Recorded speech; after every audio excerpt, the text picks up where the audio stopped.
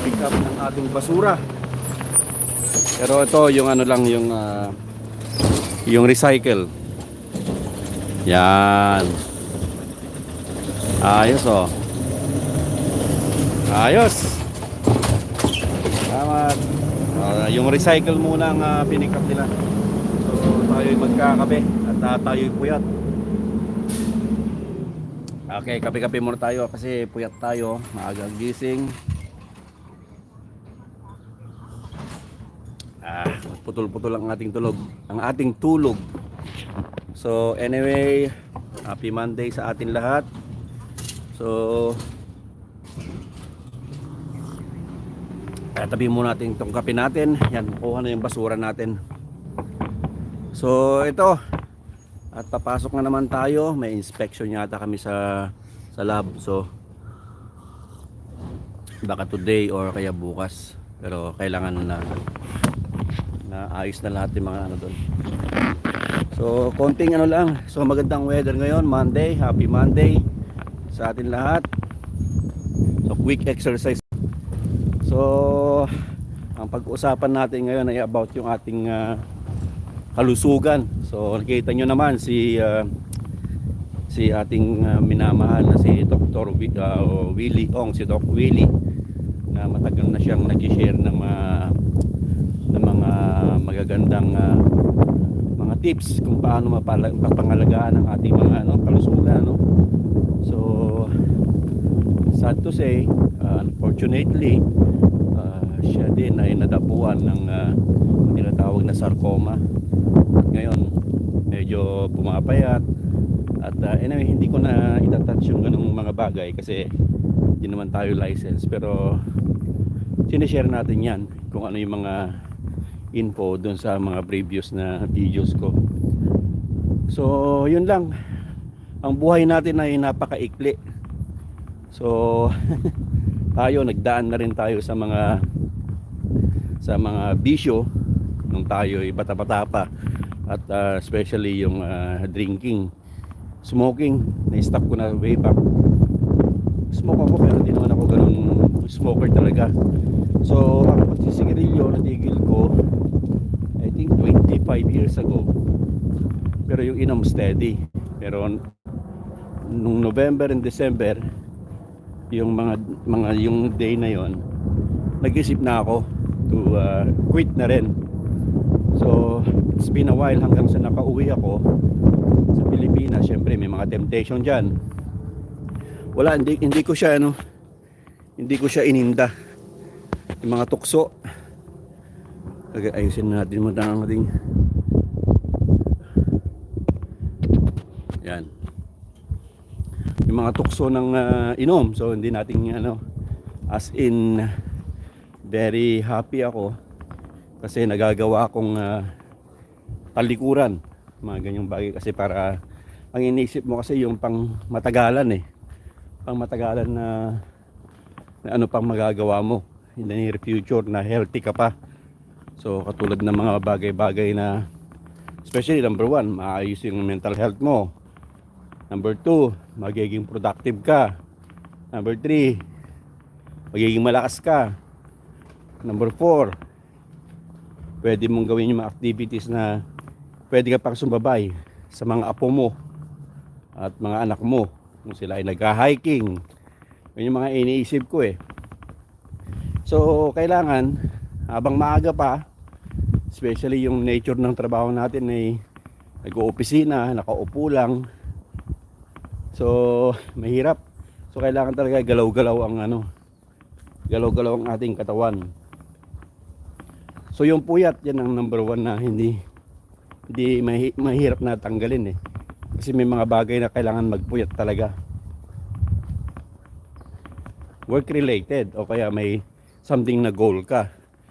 So anyway, so mga bagay-bagay na kailangan na iwasan, mga bisyo, inom at alak. Siyempre, basta sobra. So yung yung bibigla di ba, sabi nila pag binigla mo masama din daw.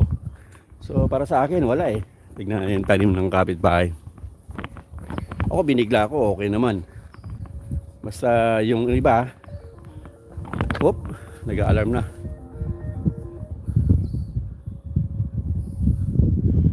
Nag-alarm ng ating ano. So anyway, ang mga tanim ko na binigay ko kay Manong.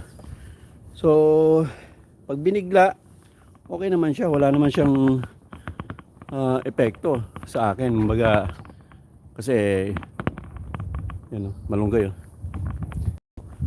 Yung sigarilyo, wala din. Kumbaga, nasa ano lang yan. Tokoan lang yan. Basta kung pwede mong itigil, tigil mo, period. Wala nang madaming ano. Wala nang madaming satsat. So, yun po ang ating tandaan. Yung ano yung magagawa mo na ikaw ay malakas ka. Malakas ka pa. So, ngayon kasi, pag may pera ka, kala mo, silang, inom, yosi, puyat, sige, sugal yung iba. Yan ang hindi ko naman ginawa. Sugal, never. Wala akong ganyan. So, mga drugs, especially, nakaw, mayayari kayo dyan. Madami ko ng mga naging kaibigan na mga magagandang lalaki, artistahin, pero nung gumamit, wala, yung kanilang muka na deform. So, mabait naman sila. Kaso nga lang, nalulunga lang eh. So, rest in peace sa mga tropa ko na ganun yung ano, ganun yung may pinatay din. So, mga naka-recover na barkada ko at mga isang buhay, congratulations sa atin, sa inyo.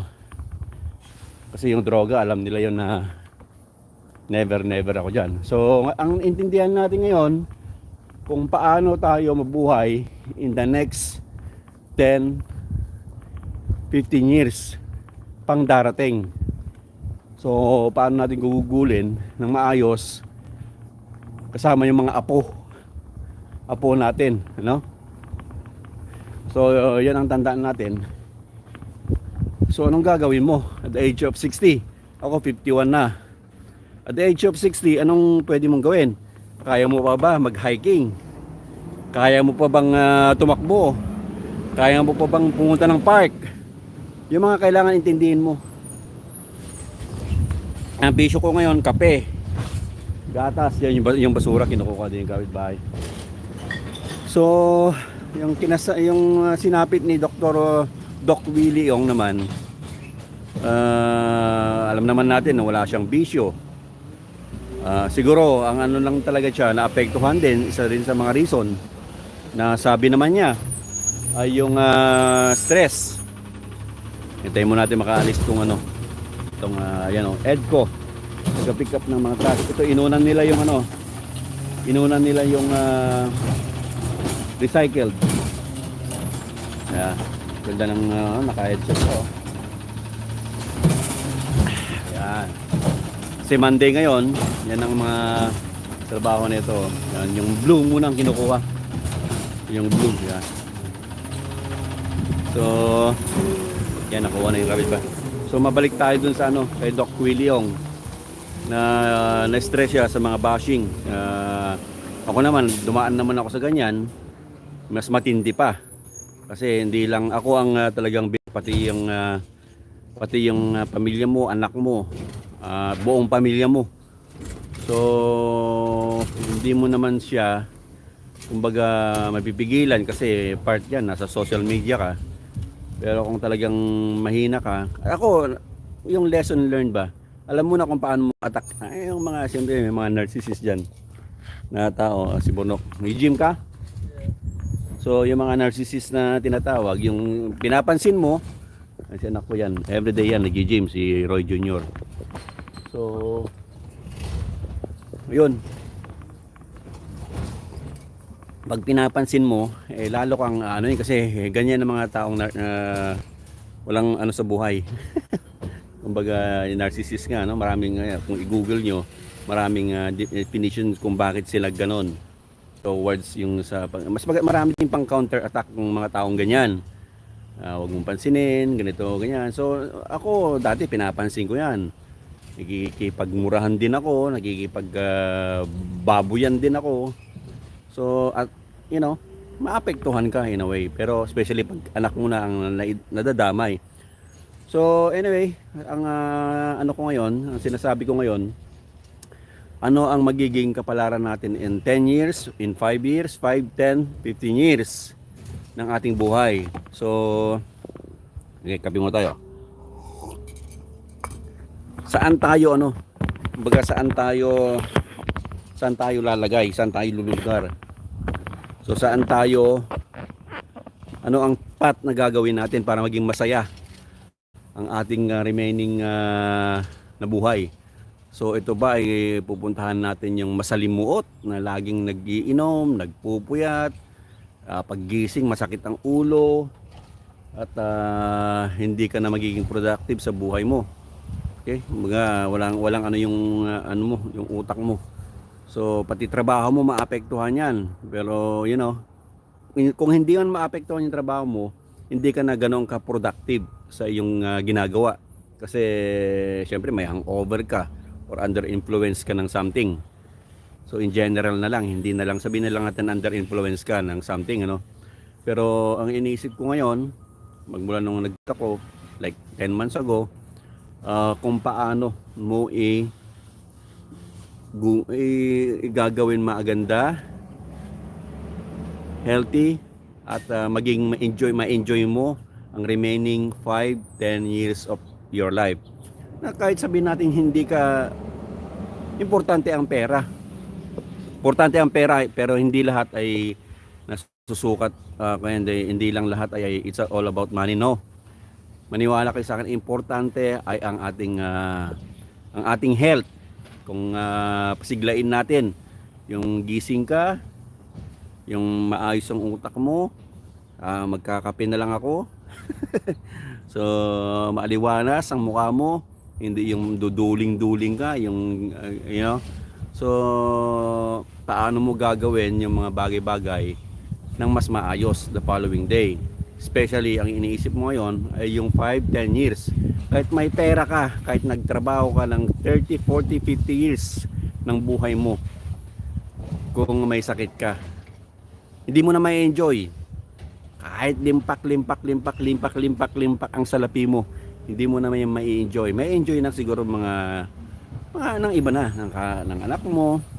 Pero paano ang pinaghirapan mo naman? So, kumbaga, nagtrabaho ka pero pinabayaan mo naman yung health mo. So, wala ding kwenta para sa akin, ha.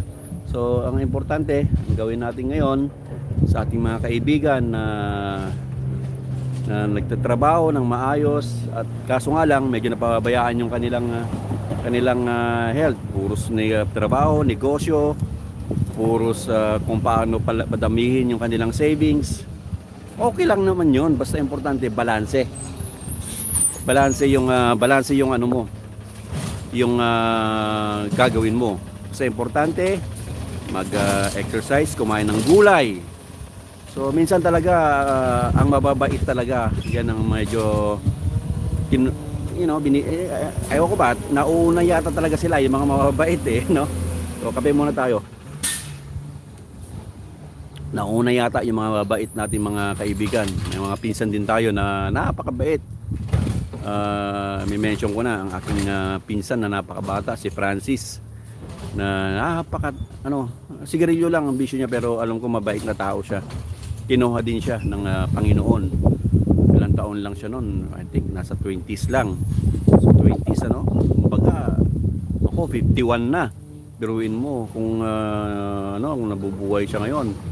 So ibig sabihin pag nasa 20 siya, parang 15, parang nasa siya. Stop natin. So napakatagal na ang pagkamatay niya pero nasa akin pa rin yung mga alaala namin. So tandaan natin,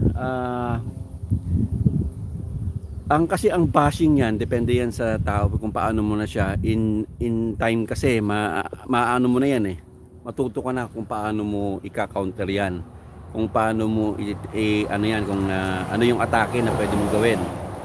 So kasi alam mo ang buhay mo alam mo ang buhay mo, alam yung sa kanila siguro malungkot. Gusto ko rin maging malungkot. Parang sama-sama na tayo maging malungkot. Yan ang karamihan, hindi ko naman nilalat yung ibang tao.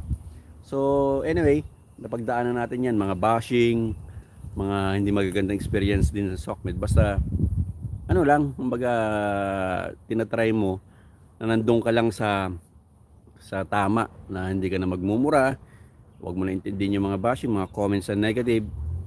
Kung nga hindi mo matake, sabi nga nila, delete mo, i-block, or umalis ka. Delete, block, or umalis ka para maiwasan mo, di ba? Siya si Doc Willie Ong, apektado siya nung pagkatalo niya sa sa election, nung last election ng Vice President, tumakbo siya bilang Vice Presidente. Okay? So kaso nga lang may mga may mga nag-comment pa sa kanya na kahit tumakbo daw siya ng 5-10 beses hindi daw siya mananalo. So natamaan siya, kumbaga dinamdam niya na intention naman niya, yung intention niya ay maganda. Okay, yung ang problema nga popularity, di ba? Pag artista ka, pag mayaman ka, may pera ka, alam mo naman sa Pilipinas ganun, ang sa atin pag may makinarya ka especially, mananalo ka. So natalo siya. So tapos yung mga additional pa na nagpa-depress, na-stress siya, yung mga bashing sa kanya. So napakasakit. So hindi niya ngayon siguro, at hindi naman natin masyadong alam ang kanyang ang buhay talaga. Kung si Doc Willie Ong, pinapanood lang natin kung paano siya, yung mga tips niya kung paano natin papangalagaan ang ating mga katawan, mga do's and don't, yung mga ganong stuff ba na sinishare niya sa kanyang sa kanyang videos. So yun lang, tandaan natin ang buhay ay napakaikli lang.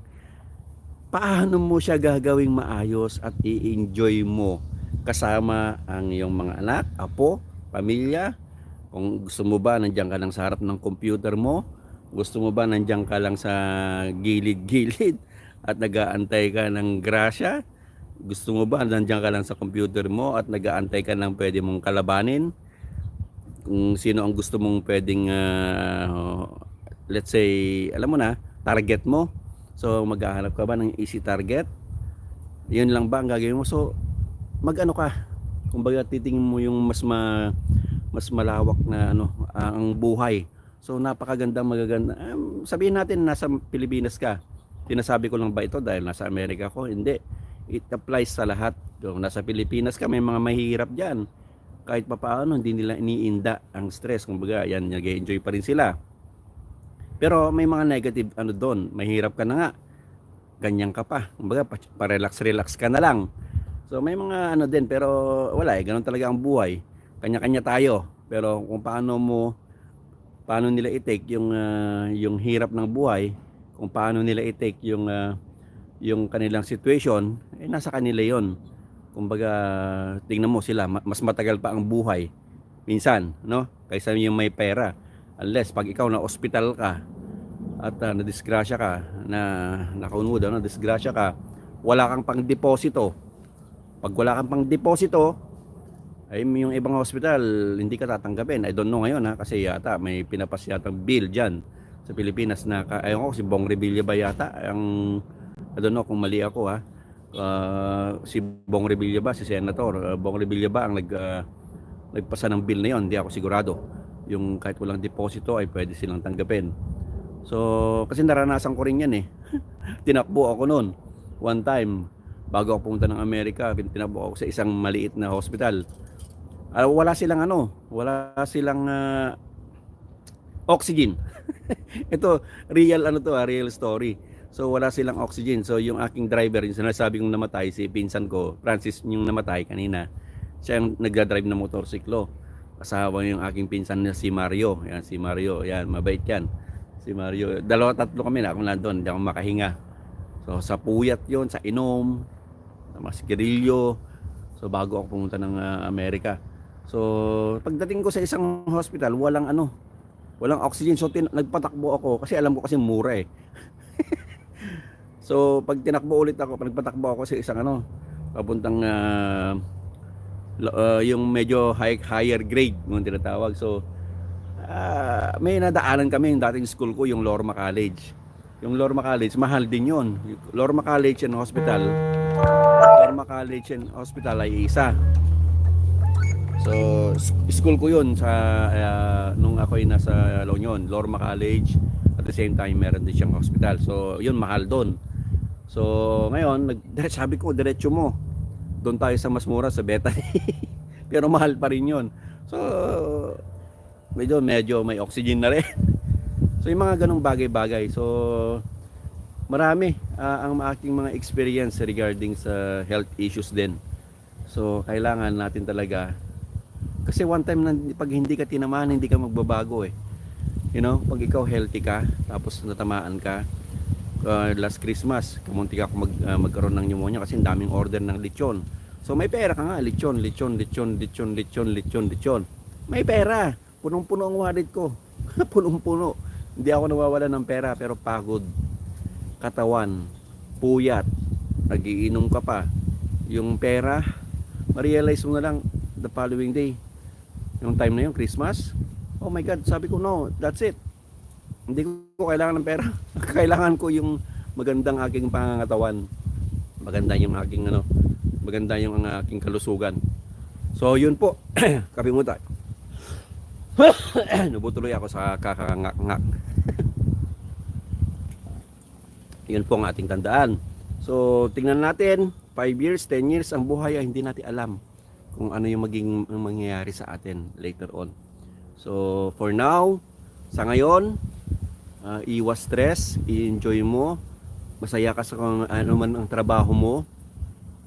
Ang pera ay importante, pero hindi lahat ng bagay ay nabibili ng pera. Mayaman ka, wala yan. May pera ka, wala yan. May Gucci bag, Gucci wallet, anything na mga signature dyan, walang kwenta yan pag ang health mo ang nadali. So tandaan natin, pangalagaan natin ang ating katawan, iwasan, itigil ang mga bisyo. Kung hindi kayang yung tulad ng ginawa ko na stop, gawin mong hinay-inay. Okay? Hanggat sa pero mas maganda kasi sa akin, wala nang hinay-hinay. Diretso na. Ganyan. Pwede ka nang mag-enjoy sa kape lang. Pwede ka nang mag-enjoy sa gatas lang. So, tandaan natin, 5 years, kailangan tumatakbo ka pa. In 10 years, kailangan maliksi ka pa. So, 51 ako ngayon. Mag-antay tayo kung tatagal pa ako ng another 10 years. Kung maabot ko man ang 55, masaya na ako. Kung maabot ko ang 60, bonus na yon. 70, aba para ako nanalo sa niyan. Ng lottery. So, pero kailangan i-enjoy ko na yung remaining ng aking buhay. Kahit walang laman ang aking bulsa. Importante mga anak ko, maayos naman. Nag-aaral sila, may trabaho. Ayos na yun sa akin. So mga kapatid, ito po si Ilocos Pinoy, Batang Elio. Mabuhay po tayo lahat. Babush, happy Monday. Bye.